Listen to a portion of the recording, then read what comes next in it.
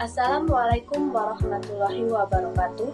Baiklah, di sini saya akan mempresentasikan pendidikan Pancasila Kewarganegaraan. Perkenalkan, nama saya Wulan Yuli Astuti dengan NIM 2024143628 dari kelas Q, Prodi Pendidikan Guru Sekolah Dasar dari Fakultas Keguruan dan Ilmu Pendidikan, MK Pendidikan Pancasila Kewarganegaraan. Dosen penampung ialah Dr. H. Hendra Wijaya, S. Ag. M. PDI. Yang pertama itu ada hakikat kewarganegaraan dalam mengembangkan kemampuan utuh, sarjana, atau profesional. Hakikat pendidikan kewarganegaraan merupakan sebuah metode pendidikan yang bersumber pada nilai-nilai Pancasila sebagai kepribadian bangsa demi meningkatkan serta melestarikan keluhuran moral dan perilaku masyarakat yang bersumber pada budaya bangsa yang ada sejak dahulu kala. Selanjutnya itu ada tujuan pendidikan kewarganegaraan, itu untuk memberi pemahaman bahwa pentingnya pendidikan bagi manusia, terutama seorang warga negara dalam memahami kedudukan warga negara dalam negara.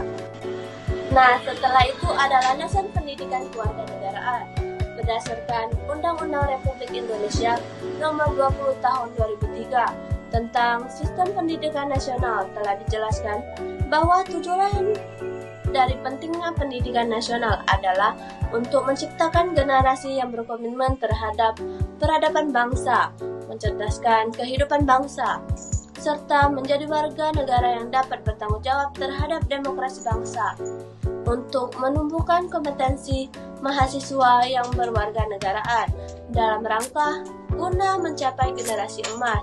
Maka diperlukan adanya kesadaran dalam diri individu berupa ketaatan kewarganegaraan. Pendidikan kewarganegaraan dalam hal ini haruslah memiliki wawasan global yang luas, memiliki sumber filosofis yang berdasarkan ketentuan undang-undang.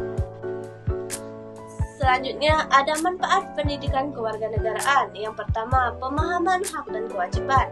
Yang kedua, penguatan rasa kebangsaan dan patriotisme. Yang ketiga, peningkatan keterampilan komunikasi. Yang keempat, pendorong partisipasi aktif dalam masyarakat. Yang kelima, peningkatan kesadaran sosial dan politik. Yang keenam, pembentukan karakter dan etika. Yang ketujuh, mengembangkan kemampuan berpikir kritis. Yang kedelapan, membuat toleransi dan penghargaan terhadap keberagaman.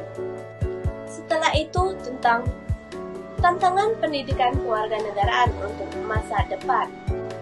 Itu ada tantangan pendidikan kewarganegaraan. Yang pertama, pemanfaatan data dan privasi. Yang kedua, adaptasi terhadap perubahan demokrasi.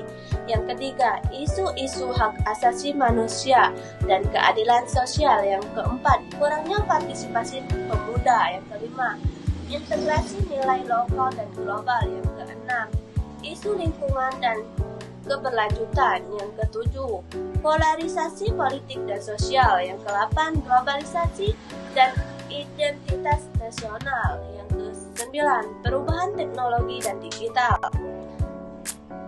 Selanjutnya ada contoh solusi menghadapi tantangan.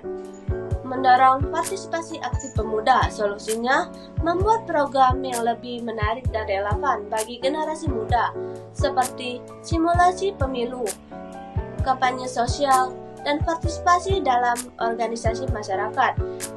Implementasinya adalah melibatkan mahasiswa dalam kegiatan ekstrakurikuler yang berhubungan dengan kewarganegaraan, serta memberikan platform bagi mereka untuk berpartisipasi dalam diskusi kebijakan publik.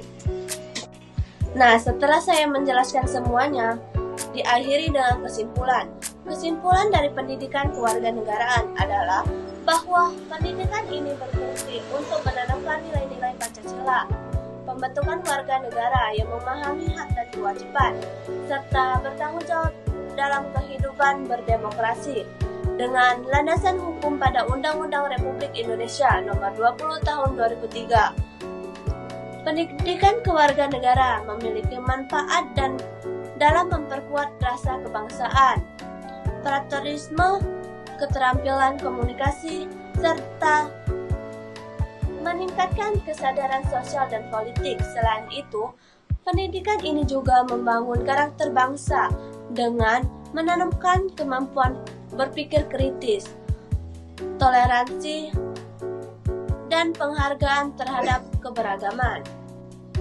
Namun, pendidikan kewarganegaraan menghadapi berbagai tantangan seperti pemanfaatan data dan privasi, perubahan demografis, isu hak asasi manusia, partisipasi pemuda yang rendah, polarisasi politik, globalisasi, dan perkembangan teknologi.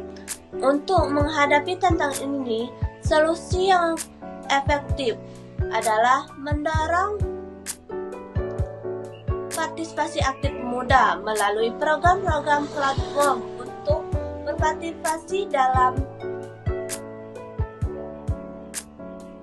diskusi kebijakan politik. Dengan demikian, pendidikan kewarganegaraan dapat terus relevan dalam membangun warga negara yang aktif, kritis, dan bertanggung jawab. Itulah hasil presentasi yang saya sampaikan. Saya akhiri. Wassalamualaikum warahmatullahi wabarakatuh.